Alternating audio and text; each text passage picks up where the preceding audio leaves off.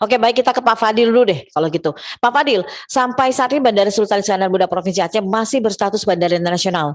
Namun sampai saat ini untuk rute penerbangan ke luar negeri itu belum beroperasi dan hanya dibuka untuk perjalanan ibadah haji. Nah, bagaimana nih menurut komentar Pak Fadil sendiri menanggapi hal tersebut?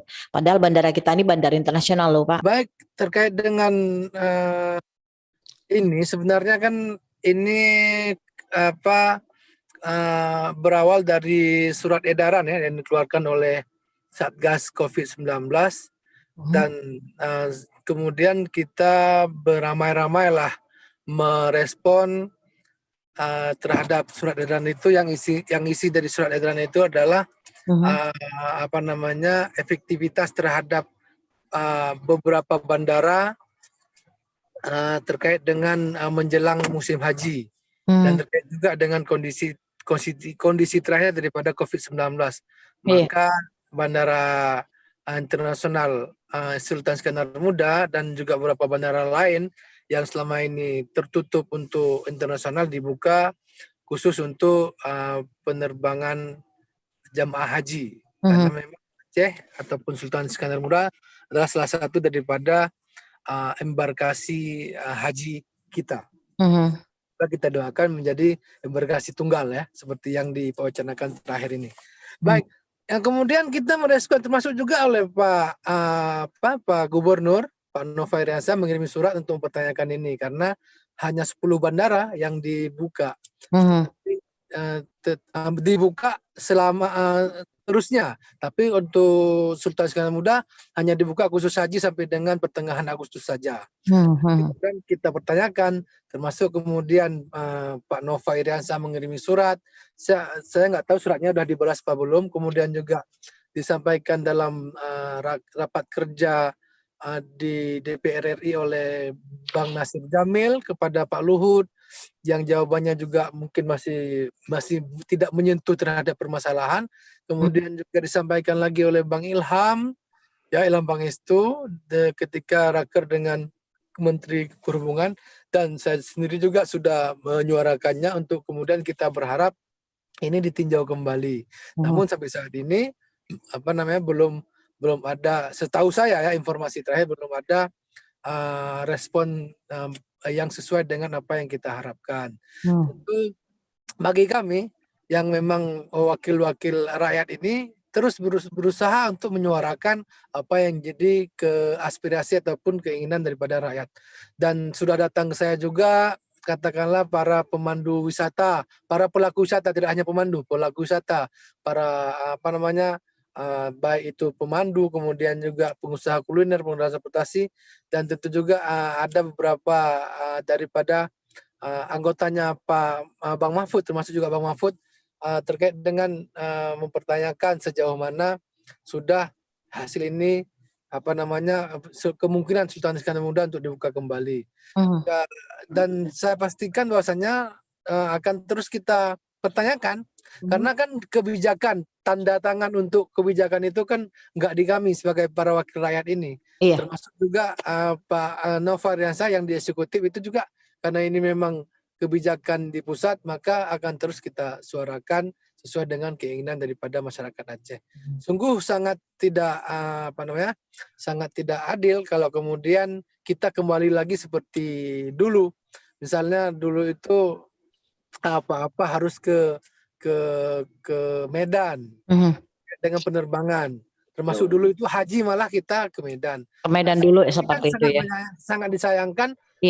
Karena katakanlah jemaah haji yang seperti tadi saya dengar sebelum kita mulai ini, setelah musim haji ini, teman-teman atau guru-guru kita para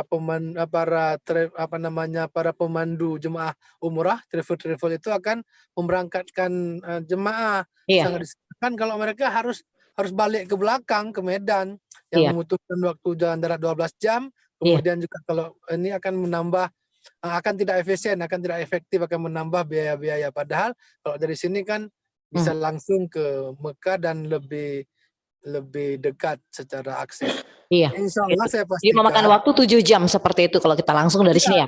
dari sini 7 jam paling lama. Kalau Iya. balik ke 4 Medan jam kan atau 9 jam begitu ya.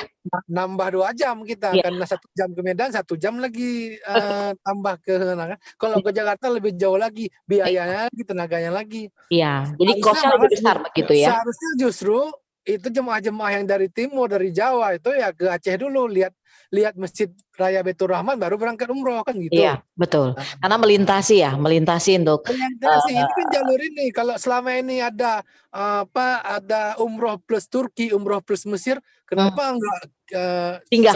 wacanakan ini di 2020 malah di tanggal 1 Maret ketika bertemu dengan teman-teman penyelenggara haji di Iya, tingkat nasional, saya udah katakan udah buat apa namanya umroh plus Aceh gitu. iya. Ya, Jadi itu situs tsunami, kemudian iya, Masjid Raya, kuliner Aceh juga macam-macam. iya, Ada Cinanya, ada Indianya, ada Melayunya, macam lah di sini kan ada. iya, Arabnya juga ada. iya. Itu. Jadi saya ingin pastikan saja kepada para pendengar, kepada para guru-guru saya, bahwa kita di Senayan itu dan juga tentu juga di Aceh ini, baik legislatif maupun eksekutif, tetap akan menyuarakan ini sampai kemudian tanda tangan dari pemangku kebijakan di pusat itu Mhm. memutuskan untuk membuka kembali Sultan Iskandar Muda. Dan Iya, secara logika juga saya yakin ini nggak mungkin berterusan, pasti akan ada jedanya, akan selesai insya Allah. iya. Itu Pak sudah. Fadil, menarik juga ini kalau seandainya memang umroh plus Aceh begitu ya.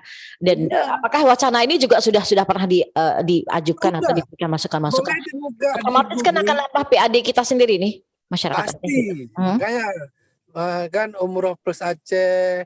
Dulu kan ada dulu satu Garuda Indonesia berangkat Hmm. dari Solo, Hmm. jemaah umroh Solo itu berhenti di Bandara Sultan SIM. Muda. Hmm. Berhenti untuk berhenti sebentar apa kemudian untuk ngambil jemaah.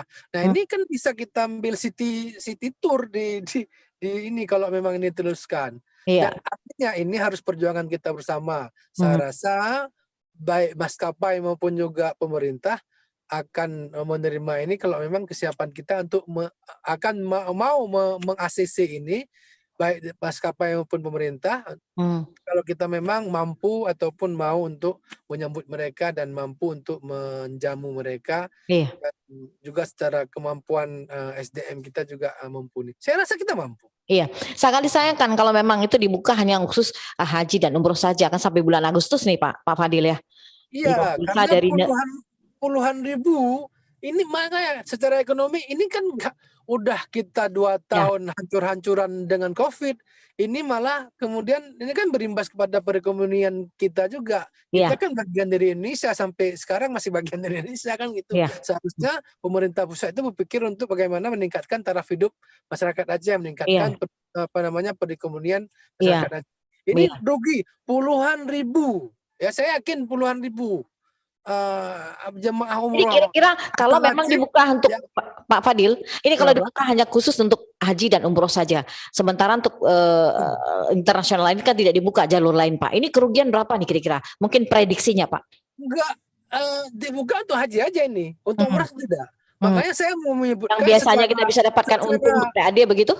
secara apa namanya, gelombang besar itu ada 2 gelombang besar kalau bahasa saya. Yang Hmm. pertama gelombang besar jemaah umrah Hmm. yang akan berangkat ke Saudi, dan itu saya yakin ada di atas 20 ribuan dari Aceh yang setiap tahunnya berangkat. Ini Hmm. kan sangat menyusahkan mereka. Kemudian yang satu lagi itu wisatawan asing yang ke Indonesia. Iya. Malaysia utamanya. Malaysia itu menjadi negara negara yang hadir ke Aceh Yang ya, paling banyak kunjungannya paling banyak wisatawannya begitu ya? kunjungannya ya. Mhm. Ya, paling banyak kunjungannya ke Aceh. Iya, Setiap tahunnya itu kan meningkat ya. puluhan ribu juga. Nah, Iya. sekarang ini saya di Malaysia juga sudah boleh ke Aceh, belum lagi. Kan susah nak pergi Aceh kalau via Muter dulu ya Medan. begitu ya? Iya, kita tak senang kalau nak pergi Aceh itu via Medan. Iya. Lagi senang boleh direct lah, direct ke Penang ke Banda Aceh atau Iya. direct KL ke Banda Aceh. Kira-kira kita artinya Oke. mereka ingin langsung dari Penang ke Banda Aceh, dari Kuala Lumpur ke Banda Aceh. Nggak mau mereka lewat Medan. Kecuali mereka mau mengunjungi Sumatera Barat. Nah, karena memang dua daerah yang paling mereka senangi untuk mereka datang itu, karena mereka umumnya kan wisata religi nih kan. Religi, ha. Wisata religi lah. Ingin melihat masjid. Mereka lebih pasti ke Aceh dan ke Sumatera Aceh Utara. gitu ya. Ke Sumatera Barat. Iya. Sedikit yang ke Sumatera Utara. Iya, ini otomatis. Kita ini nggak berlalu-lalu lah, karena kita capek juga loh ngomong. Saya juga akan ada ke komite 1 yang membidangi ini, saya sudah sampaikan juga kepada beberapa anggota termasuk ketuanya untuk disampaikan ke ini. Kalau pulang saya ke Jakarta ini belum selesai, mungkin ya saya juga akan menyurati lah biar saya juga dapat jawabannya kenapa sih. Semoga saja Pak, ini upaya-upaya dan usaha dilakukan oleh pemerintah Aceh dan juga stakeholder lainnya ya, dalam hal ini juga anggota DPR RI, DPD juga. Mudah-mudahan ini akan goal ya Pak, kita harapkan seperti itu. Asal dipahami saja bahwasanya kami ini hanya pembawa suara, hanya menyuarakan, tapi pulpen kebijakan itu nggak di kami. Iya, semoga saja dengan bersuara seperti itu perjuangan itu akan membuahkan hasil Pak. Amin, bersama kita bisa insya Allah. Oke, baik, semoga saja.